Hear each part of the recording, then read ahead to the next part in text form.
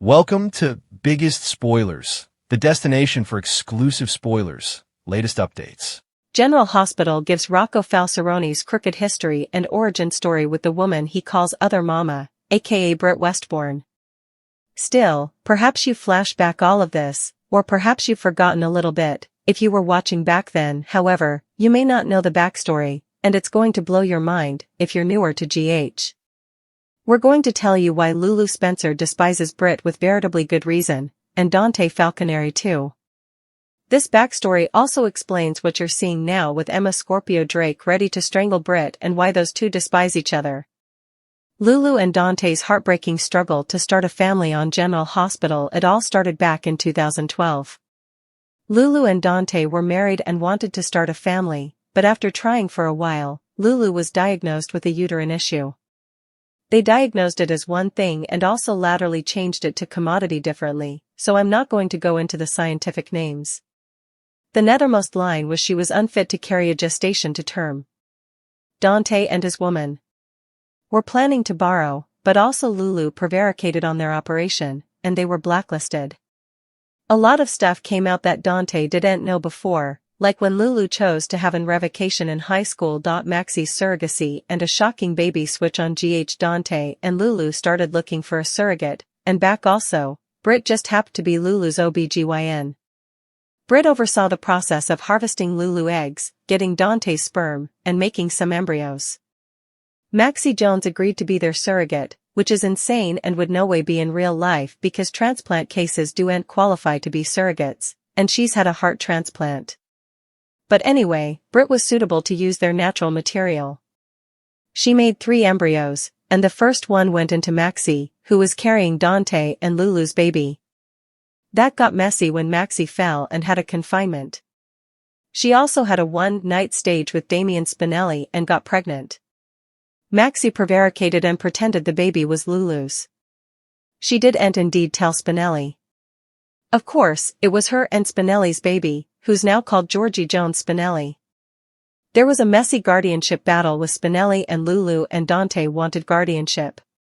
They were stunned over Maxi's falsehoods, and in the end, Spinelli got guardianship, Lulu was crushed, and Maxi was banned from seeing her son. The stolen embryo. Britt Westbourne's ultimate betrayal on General Hospital. The coming embryo that got used as the bone. That came Rocco Falcirone. Back also, Britt had just gotten ditched by Emma's pater, the veritably handsome Patrick Drake. Part of the reason was that Britt was just mean, and she despised Patrick's son, Emma. Flashback, she keeps talking about how she barbecued her doll. She really did that, set her favorite doll on fire. So, Britt stole one of Lulu and Dante's embryos to implant in herself. Liesel Albrecht actually did the implanting procedure because you really can't do it to yourself. She put the baby in Britt, who also told Patrick that she was pregnant with his child. Britt did get attached to the baby during the gestation, but Patrick rejected her. He didn't want her and said that he'd sue for guardianship. Britt also got her bestie, Brad Cooper, to say that he was the baby daddy. That was the taradiddle that Britt started spreading. By the way, it was Brad who revealed the verity of Georgie's DNA back also when she was being called Baby Connie. Brad was the bone who told Lulu and Dante that wasn't their sprat. I miss Brad. He's all drama. A involved web of falsehoods. Britt's hopeless cover-up. Britt told Patrick that Brad was her sperm patron because she was hopeless to have a child. Also, Britt gave birth to the son she named Benjamin one night at Windmere when she went into labor and couldn't get to the sanitarium in time. She gave birth on Ladle Island. Britt had to lie again about Ben, aka Rocco, and his maternity because he easily was partial Asian, which didn't line up with the falsehoods she told about Brad. Britt also told Nicholas Cassadine, whom she was dating and was about to marry, that she actually stole a sperm sample from the sanitarium. Unraveling the truth how Rocco's lineage was exposed on GH. These are 2 intriguing embryo stories, but what's indeed crazier is the timeline. There's a lot of imbrication. Maxi gave birth to baby Connie, aka Georgie, on August 21, 2013, and handed the baby over to Lulu, lying to her bestie and to Spinelli. Lower than 3 weeks after that, Britt gave birth to Lulu and Dante's natural son. By October of 2013, the verity was out that Connie was really Maxie and Spinelli's sprat. Lulu wanted to keep the baby, but Spinelli fought for and won guardianship. Elizabeth discovers the verity on General Hospital. Of course, Lulu was devastated and childless, but at the same time, across city on Ladle Island, she had a natural child and didn't know it. Britt had Rocco and was raising the baby with Nicholas. Rocco was born on September 9, 2013, so there were only about 3 weeks between when these kiddies were born. The verity stayed retired about Rocco for months. It was in February, when Ben, aka Rocco, was 5 months old, that Elizabeth Weber noticed that Britt's son had a latex miss-like, just like Dante. Liz had noticed other parallels. And Nicholas also mentioned to Liz that Britt used a sperm patron. Elizabeth ran a secret DNA test and verified that the baby was Dante's, but they still didn't know that it was the embryo child. Lulu and Dante set up out in February 2014, but they allowed. Britt had just stolen Dante's sperm. The whole verity wasn't indeed out yet. The explosive reveal at the engagement party by also, Britt and Nicholas were getting ready to get wedded. And Britt decided to come in completely clean to her fiancé. Britt told him that Liesl stole Dante's sperm sample, but she kept the Lulu part of it to herself. Also, in veritably adulatory fashion, Britt wrote a letter confessing the whole thing to Lulu to get it off her casket. She intended to burn the letter but got the envelopes mixed up.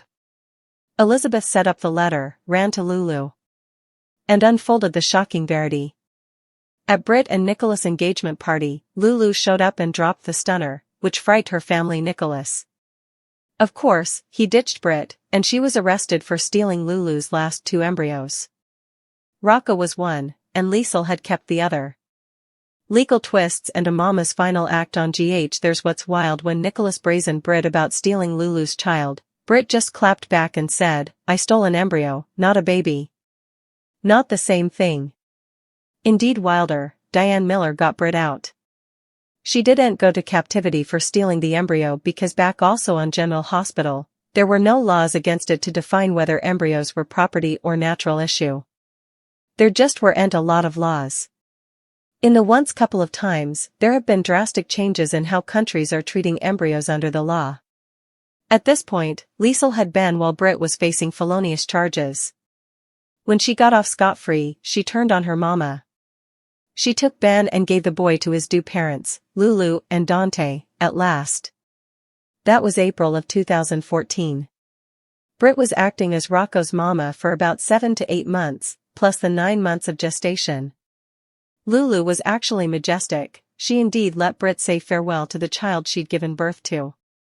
Latterly, after Nicholas had ditched her and she was enough important widely abominated, Britt left Port Charles, showing up now and also. Another stolen embryo. The Charlotte Cassadine saga on General Hospital. In a run of bad luck, Lulu and Dante also set up out in 2016, I suppose it was, that their third embryo wasn't feasible. Then's a real quick perk. The Charlotte Cassadine embryo twist overlaps these timelines too. Not long after Britt and Liesl stole the last 2 embryos, Lulu was abducted by Stavros Cassadine, and he stole an egg, intending to have a baby with her. He was killed, and also Helena Cassadine took Lulu's egg and fertilized it with her son Valentin Cassadine's sperm to make an embryo. Valentin also stole the embryo and had a surrogate carry his son, who turned out to be Charlotte, because he didn't want Helena to have the sprat and twist it all up. Because of Sora's, they retconned her date of birth back to 2008. So Lulu's 2 kiddies were both born by surrogate and both as a result of stolen embryos. The lasting impact of Britt's conduct. I'll give Britt a bit of credit. She has nearly always asked about Rocco when she talked to people when she'd pop up in city sometimes. Britt actually does legitimately love and care about Rocco, but nothing justifies what she did. Lulu veritably understandably still hates Britt and presumably always will. That's why when Rocco uses an expression like "other mama," I suppose it's soul-crushing because Lulu had no say-so in what happened and was cheated out of a lot of time with her son. She wanted to use those embryos to make babies, but only one of the 3 was usable, and also she has the secret bone that she didn't know about until times latterly. Now she's got Rocco and Charlotte. In the sprawling, intricate tapestry of Port Charles, where legacies are both a blessing and a curse, few stories are as fundamentally shocking, ethically complex, and emotionally devastating as the origin of Rocco Falconeri. For newer viewers, the current tension, the icy glares from Emma Scorpio Drake, the barely concealed fury from Lulu Spencer, and the protective wrath of Dante Falconeri, can feel like isolated moments of drama. But they are not. They are the lingering tremors of an earthquake that shattered multiple lives over a decade ago. This is not merely a backstory, it is a foundational trauma, a baptism by fire for a child born from the most profound betrayal imaginable. It is a tale that explains why the phrase "other mother," uttered innocently by Rocco, is a soul-crushing dagger to Lulu's heart, and why the mere presence of Britt Westbourne can summon a chorus of angry threats from those who know the truth. To understand the present, we must journey back to the crucible of 2012, where the story begins not with malice, but with heartbreaking vulnerability. A dream deferred, Lulu and Dante's fractured path to parenthood. Lulu Spencer and Dante Falconeri represented a beacon of resilient love. Having overcome a myriad of obstacles, their marriage was a sanctuary. Their desire to build a family was a natural, fervent next step. However, their journey was met with a cruel biological reality. Lulu was diagnosed with a uterine condition that made it impossible for her to carry a pregnancy to term. The specific medical terminology is less important than the devastating outcome. The dream of feeling a child grow within her was irrevocably stolen. Their subsequent attempt to adopt was derailed by a well-intentioned but catastrophic lie on their application, compounded by the revelation of Lulu's past decision to have an abortion in high school, a secret Dante had not known. The adoption agency blacklisted them, closing another door with a resounding, judgmental slam. The emotional toll was immense. They were grieving not just the children they couldn't have, but the very identity of themselves as potential parents. They were a unit under siege, their love tested by a world that seemed intent on denying them the one thing they wanted most. It was from this place of desperate hope that they turned to a third, miraculous option, gestational surrogacy. In a testament to fierce friendship, Maxie Jones, despite her own complicated health history as a heart transplant recipient, offered to carry their child. This decision, while born of love, was the first thread in a web that would soon ensnare them all. Overseeing this deeply personal, scientifically intimate process was Lulu's own OB-GYN, Dr. Britt Westbourne. Britt was entrusted with the sacred task of harvesting Lulu's eggs, combining them with Dante's sperm, and creating the embryos that would become their potential children. 3 embryos were created, 3 tangible representations of their future. The first embryo was transferred to Maxie. For a fleeting, beautiful moment, the dream was real. Lulu and Dante were going to be parents. But the soap opera gods are seldom kind. Maxie suffered a fall and miscarried, plunging everyone back into grief. In the chaotic aftermath of this loss, Maxie had a one-night stand with Damian Spinelli and became pregnant with his child. In a moment of profound, misguided desperation, she allowed Lulu and Dante to believe the baby she was carrying was theirs. The lie was a fortress, built to protect her friends from more pain and to shield herself from the consequences of her actions. When baby Connie was born on August 21, 2013, Lulu and Dante finally held their child, or so they believed. The eventual, brutal revelation that the baby was biologically Maxie and Spinelli's, and would grow up to be Georgie Jones Spinelli, was a public and private humiliation. It was a theft not of a child, but of the experience of parenthood. The subsequent custody battle was agonizing. Though they loved the baby, they were ultimately defeated by the truth. Spinelli won custody, and Lulu was left utterly shattered, her arms empty for the second time.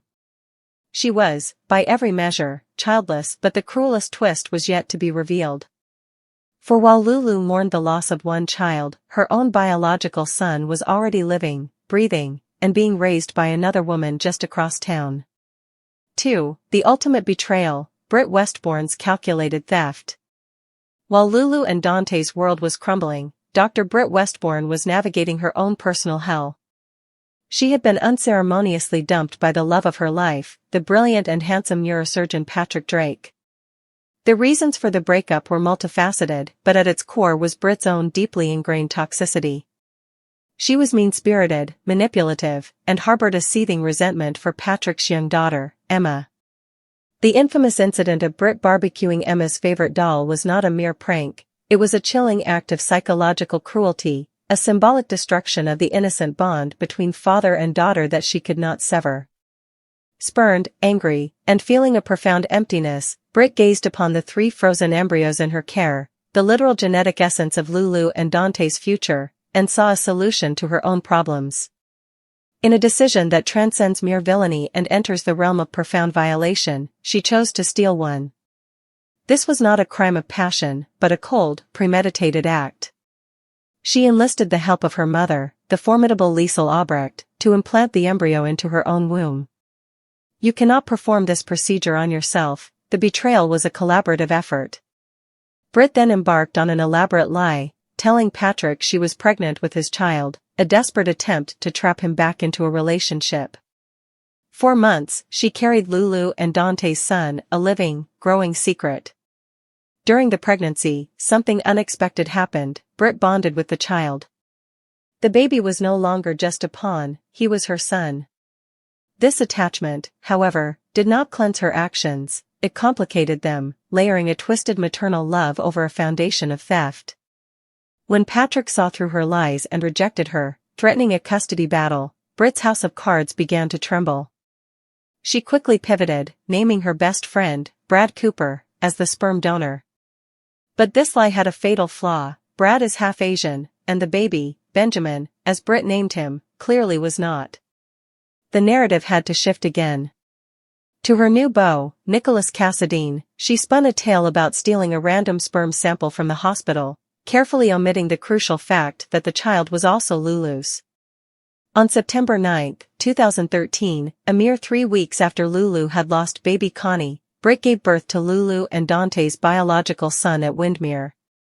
For 7 months, she raised baby Ben as her own with Nicholas, living a lie of picturesque domesticity on Spoon Island, while just a short ferry ride away, the child's true parents grieved the family they believed was lost to them forever.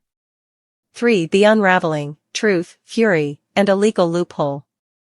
The truth, as it always does in Port Charles, began to seep through the cracks. The first to suspect was Elizabeth Weber, whose nurse's eye for detail noticed a telling clue. Baby Ben had a latex allergy, a trait he shared with Dante Falconeri. Other subtle similarities nagged at her.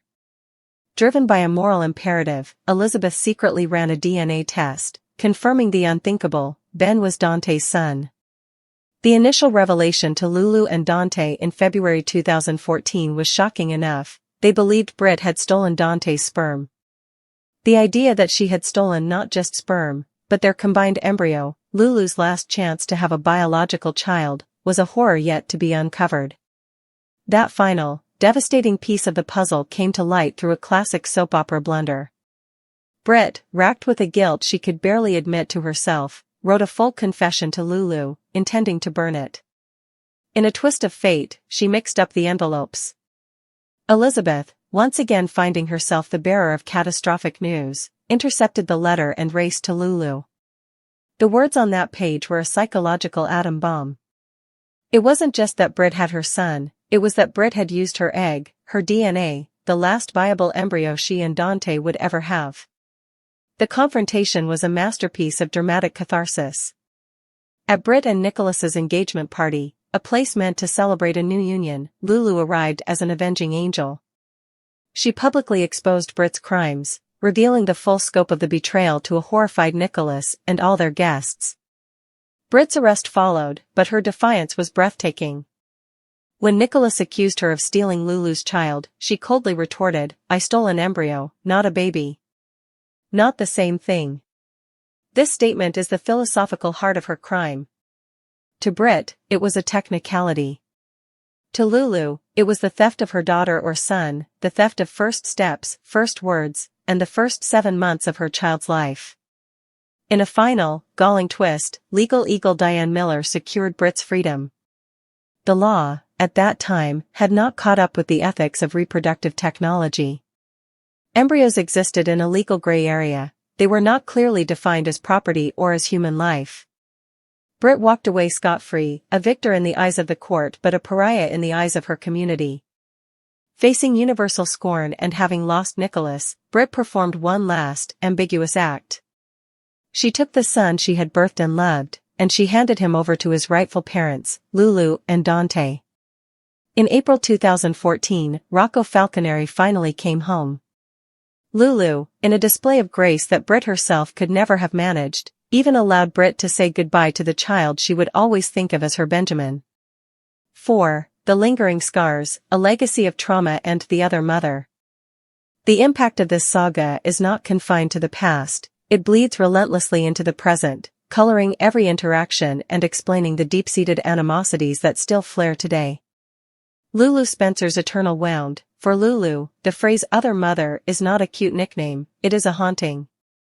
It is a constant reminder that another woman carried her child, birthed her child, and nurtured her child for his first formative months.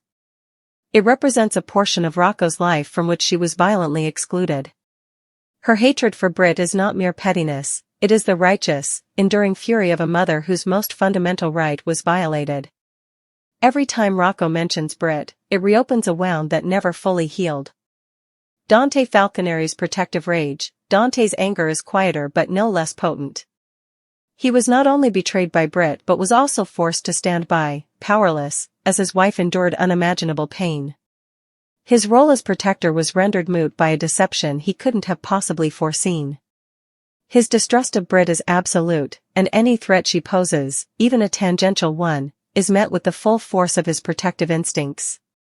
Emma Scorpio Drake's justified vendetta. Emma is not a peripheral player in this drama, she is a primary victim. Britt's cruelty towards her as a child, the destruction of her doll, was a precursor to the larger, more devastating cruelty she would inflict on others. Emma sees Britt not just as the woman who hurt her father, but as a predatory force who destroys families and traumatizes children. Emma's desire to strangle Britt is a direct response to a lifetime of witnessing Britt's malicious nature. She is the living embodiment of the consequences Britt so casually ignores. Britt Westbourne's complicated legacy. To her credit, Britt's love for Rocco has proven to be one of her few genuine emotions. She consistently asks about him, and her concern for his well-being appears authentic. This complexity is what makes the story compelling. She is not a one-dimensional monster, she is a flawed, damaged woman who committed an unforgivable act yet developed a real, lasting bond with her victim. It does not justify her actions, but it humanizes her, making the moral landscape of Port Charles all the more murky. A dark mirror, the theft of Charlotte Cassadine. In a cruel, almost karmic repetition, Lulu's reproductive autonomy was violated a second time. Not long after Britt and Liesl stole her last 2 embryos, Lulu was kidnapped by Stavros Cassadine, who harvested one of her eggs with the intention of creating a child with her. After Stavros's death, the Machiavellian Helena Cassadine took the egg and fertilized it with her son Dalton's sperm. Dalton, in turn, stole the resulting embryo and had a surrogate carry the child to prevent Helena from twisting her, a child who would become Charlotte Cassadine. This means that Lulu's 2 children, Rocco and Charlotte, are both the products of stolen genetic material and surrogacy. Her path to motherhood was paved not with joy and anticipation, but with violation and theft. The fact that she has built a loving family with both children is a testament to her incredible resilience, but the scars of their origins will forever mark their family tree. The story of Rocco Falconeri's origin is a baptism that forever marked everyone it touched. For Lulu and Dante, it was a baptism of fire, forging them into stronger, if more scarred, parents. For Britt, it was a baptism into a motherhood she never deserved, leaving her with a love she can never fully claim. And for the audience, it is a stark reminder that in Port Charles, the past is never truly past, it is a living, breathing entity that continues to shape the present with its legacy of betrayal, its echoes of angry threats, and the fragile hope of hard-won redemption.